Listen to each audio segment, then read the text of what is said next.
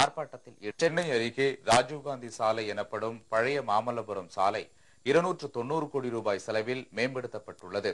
இந்த சாலையில் வந்து செல்லும் ஊர்திகளுக்கு 3 மடங்கு கட்டணம் சுங்கவரி வசூலிக்கப்படுவதாக கூறப்படுகிறது. சுங்கவரி கட்டணத்தை குறைக்க கோரி பெருங்குடியில் உள்ள சுங்கவரி அலுவலகத்தின் முன்பு ஊர்தி ஓட்டுநர்கள் ஒன்று திரண்டனர். ஆனால் அங்கு அதிகாரிகள் எவரும் இல்லாததால் அலுவலகத்தை முற்றுகையிட்டு அவர்கள் ஆர்ப்பாட்டத்தில் ஈடுபட்டனர்.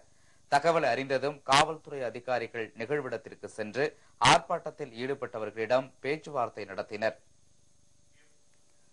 பில்லூர், சிறுவாணி மற்றும் பவானிசாகர் அணைகளில் நீர்மட்டம் வெகுவாக குறைந்து வருவதால் கோவை, ஈரோடு, திருப்பூர் மாவட்டங்களில் குடிநீர் தட்டுப்பாடு ஏற்படும் ஆபத்து ஏற்பட்டுள்ளது. தென்மேற்கு பருவமழை முன்கூட்டியே பெய்யும் என வானிலை ஆய்வு நடுவம் அறிவித்தும் இதுவரை பெய்யாததால் பில்லூர், சிறுவாணி மற்றும் பவானிசாகர் அணைகளின் நீர்பிடிப்பு பகுதிகள் வறண்டு காணப்படுகின்றன. இந்த வருஷம் மழை இல்லாத காரணத்தால பின்தாங்கி இருக்குது. ஆனா இன்னொரு 10 நாளைக்குள்ள மழை வரும், டேமு நிறையங்கிறத எங்களுக்கு திருப்பதியா தெரியுது. நாங்க அதை நம்பிட்டு இருக்கோம். ஆனா அதனால தண்ணி இப்போ குறைவாகவும் இருக்குது. இதனால் பில்லூர் அணையின் நீர்மட்டம் 68 அடியாக குறைந்துவிட்டது.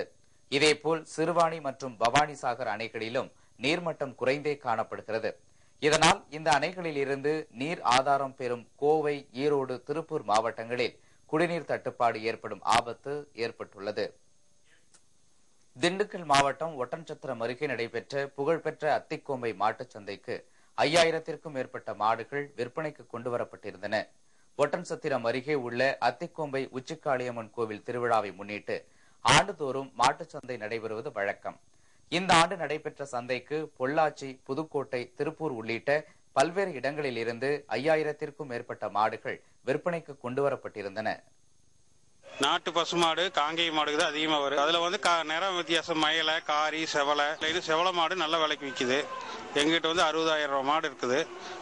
தென் மாவட்டம் மதுரை, பரமக்குடி இந்த பக்கத்துல நிறைய வர்றாங்க. 113 ஆண்டுகளாக நடைபெற்று வரும் இந்த அத்திக்கோம்பை மாட்டுச் சந்தையில் மாடுகளோடு குதிரைகளும் விற்பனை செய்வது வழக்கம்.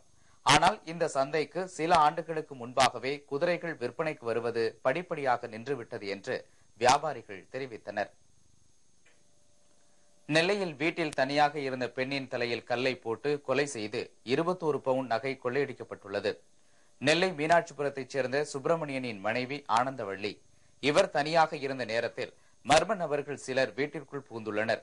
பின்னர் ஆனந்தவள்ளியின் தலையில் அம்மிக்கல்லை போட்டு கொலை செய்துவிட்டு வீட்டில் இருந்த சுமார் 2 லட்சம் ரூபாய் மதிப்புள்ள 21 பவுன் நகைகளை அவர்கள் கொள்ளையடித்து சென்று விட்டனர்.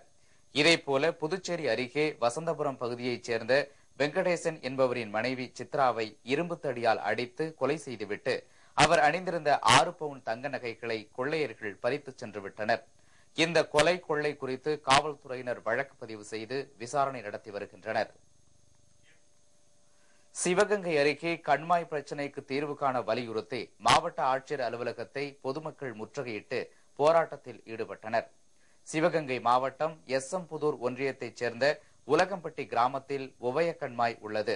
5 கிராமங்களுக்கு சொந்தமான இந்த கண்மாயில் மீன்பிடிக்கும் உரிமை ஒரே கிராமத்திற்கு தொடர்ந்து கொடுக்கப்படுவதாக கூறப்படுகிறது. இதனால் மீன்பிடிக்கும் உரிமையை 5 கிராமத்திற்கும் கொடுக்க வலியுறுத்தி அப்பகுதி மக்கள் மாவட்ட ஆட்சியர் அலுவலகத்தை முற்றுகையிட்டு போராட்டத்தில் ஈடுபட்டனர். பொதுவா தாசில்தார் முன்னிலையிலேயோ அல்லது வட்டார வளர்ச்சி அலுவலர் முன்னிலையிலேயோ பொது ஏலமா வச்சா யாருக்கு கூட ஏலம் கேட்கிறோமோ அவங்களுக்கு அந்த ஏலத்தை நிர்ணயம் செய்யட்டும். கிராம மக்களிடையே மோதல் ஏற்படாமல் தவிர்க்க கண்மாய் பிரச்சினைக்கு மாவட்ட நிர்வாகம் உடனடியாக தீர்வு காண வேண்டும் என்றும் அவர்கள் வலியுறுத்தினர். இந்த முற்றுகை போராட்டத்தில் 4 கிராமங்களைச் சேர்ந்த ஏராளமானோர் கலந்து கொண்டனர். வேலூர் சிறைக்கு போதைப் பொருட்கள் கடத்தப்படுவதற்கான குறுந்தகடு ஆதாரங்களை இளைஞர் திராவிடர் கழகத்தினர் வெளியிட்டனர்.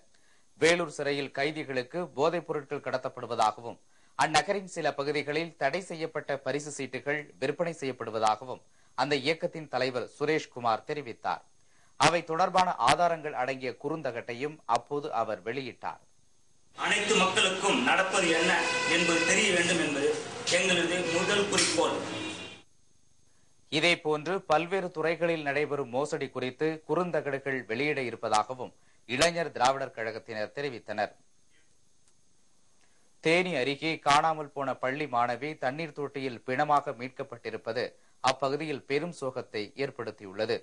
தேனி அருகே சுக்குவாடான்பட்டியைச் சேர்ந்த முருகனின் மகள் ஸ்னேகா 3ஆம் வகுப்பு மாணவியான இவர் கடந்த 4 நாட்களுக்கு முன்பு பள்ளிக்கு சென்றவர் வீடு திரும்பவில்லை. இந்நிலையில் தேனியில் ஒரு வீட்டின் தண்ணீர் தொட்டியை சுத்தம் செய்த பொழுது அத்தொட்டிக்குள் சாக்கு மூட்டையில் ஸ்னேகா பிணமாக கிடந்தது கண்டுபிடிக்கப்பட்டது. இதுகுறித்து காவல்துறையினர் வழக்கு பதிவு செய்து விசாரணை நடத்தி வருகின்றனர். இந்நிகழ்வு தேனி பகுதியில் பெரும் சோகத்தை ஏற்படுத்தியுள்ளது.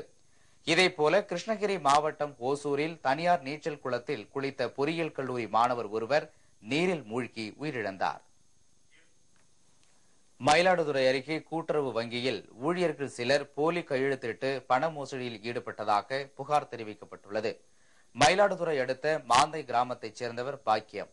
இவர் அங்குள்ள கூட்டுறவு வங்கியில் 90,000 ரூபாய் வரை சேமித்துள்ளார். இந்நிலையில் பணம் எடுக்கச் சென்ற பாக்கியம் தம் கணக்கில் 900 ரூபாய் மட்டுமே இருந்ததை கண்டு அதிர்ச்சி அடைந்தார். உங்க கையெழுத்து போட்டு பணம் எடுத்திருக்காங்கன்னாங்க. அதெல்லாம் நான் எடுக்கவே இல்லைன்னா வீட்டுக்கார்ட்ட கையெழுத்து போட்டு கொடுத்தேன்னு கேட்டாங்க. நான் இல்லவே இல்லைன்ட்டேன். திரும்பி 2 பேரை கூப்பிட்டு விசாரித்ததுக்கு அவங்க நான் தான் எடுத்தேன்னு ஒத்துக்கிட்டாங்க. இது குறித்து பாக்கியம் அளித்த புகாரின் பேரில் விசாரணை நடத்தியதில் வங்கி ஊழியர்கள் சிலர் போலி கையெழுத்திட்டு பண மோசடியில் ஈடுபட்டது தெரிய வந்தது.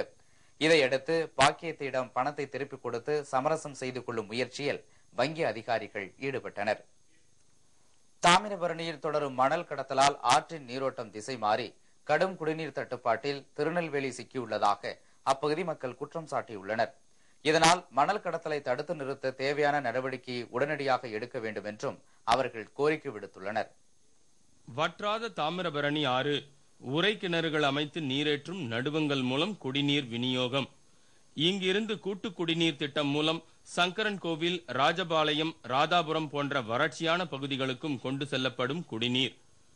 இந்நிலையில் ஆளும் கட்சியினர் சிலரின் ஆதரவுடன் தாமிரபரணி ஆற்றிலிருந்து மணல் கொள்ளை அடிக்கப்பட்டு கேரளாவுக்கு கடத்தப்படுவதாக அப்பகுதி மக்கள் குற்றம் சாட்டுகின்றனர். இதனால் நீரோட்டம் திசை மாறி உரை கிணறுகளில் போதிய தண்ணீர் சுரக்காததால் குடிநீர் விநியோகம் செய்ய முடியாமல் திருநெல்வேலி மாநகராட்சி தடுமாறிக் கொண்டிருக்கிறது. தாமிரபரணி கூட்டு குடிநீர் திட்டத்தின் மூலமாக நெல்லை மாநகரை கடந்து பல 100 மைல்களுக்கு அப்பால் வசிக்கக்கூடிய மக்களுக்கு கூட குடி தண்ணீர் ஒழுங்காக வழங்கப்படுகின்ற சூழ்நிலையில் தாமிரபரணி நதிக்கரையில் அமர்ந்திருக்கிற மாநகர பகுதிகளுக்கு இந்த மாநகர நிர்வாகம் முறையாக தண்ணீர் வழங்குவதில்லை. பாளையங்கோட்டை, நெல்லை சந்திப்பு பகுதியில் உள்ள கைலாசபுரம் உள்ளிட்ட பல்வேறு பகுதிகளில் குடிநீர் தட்டுப்பாடு காரணமாக பொதுமக்கள் பெரும் சிரமத்திற்கு ஆளாகியுள்ளனர். இதனால் காலி குடங்களுடன் மாநகராட்சி அலுவலகத்தை முற்றுகையிட்டு பெண்கள் போராட்டத்தில் ஈடுபட்டனர். தண்ணியே வரமாட்டுக்கு. சாமத்துல 10 குடம் தான் தண்ணி வருது. அது வீட்டுக்கு ஒவ்வொரு குடம் கூட கிடைக்க மாட்டேங்குது. 10 பேர் தண்ணி பிடிக்காங்க, மித்த பேருக்கு யாருக்குமே தண்ணி கிடைக்க மாட்டேங்குது. ராவும் பகலும் கிடந்து நாங்க ஒரு போட்டு தண்ணி இல்லாம ஆத்துலையும் குளத்துலயுமே மேடு பள்ளம்னு இறங்க வேண்டியதா இருக்கு. எங்களுக்கு தண்ணி கிடைக்க மாட்டாங்க. 2-3 மாசம் ஆகுது. அடைச்சு வச்சுக்கிட்டாங்க. நாங்க எல்லா அதிகாரிகளுக்கும், கலெக்டர் எல்லாருக்கும் பயிற்சி, எல்லா இடத்துக்கும் மனு கொடுத்து பார்த்தாச்சு. எங்களுக்கு தண்ணி வசதியாக கிடைக்கவில்லை. நெல்லை பகுதியில் நிலவும் குடிநீர் தட்டுப்பாட்டை போக்க மாநகராட்சியும் தாமிரபரணி ஆற்றில் நடைபெறும் மணல் கொள்ளையை தடுக்க மாவட்ட நிர்வாகமும் உரிய நடவடிக்கை எடுக்க வேண்டும் என்று பொதுமக்கள் கோரிக்கை விடுத்துள்ளனர். மக்கள் செய்திகளுக்காக சரவணராஜன்.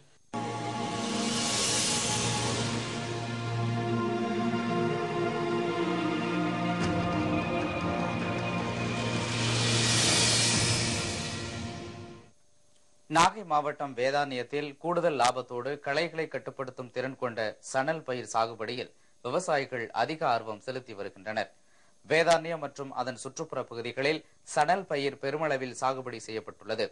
3 மாத காலத்தில் அறுவடைக்கு வரும் இந்த சணல் பயிர் சாகுபடி செய்யப்பட்ட நிலத்தில் வளரும் களைகளை கட்டுப்படுத்தும் தன்மையுடையதாகும் என்று அப்பகுதி விவசாயிகள் தெரிவிக்கின்றனர்.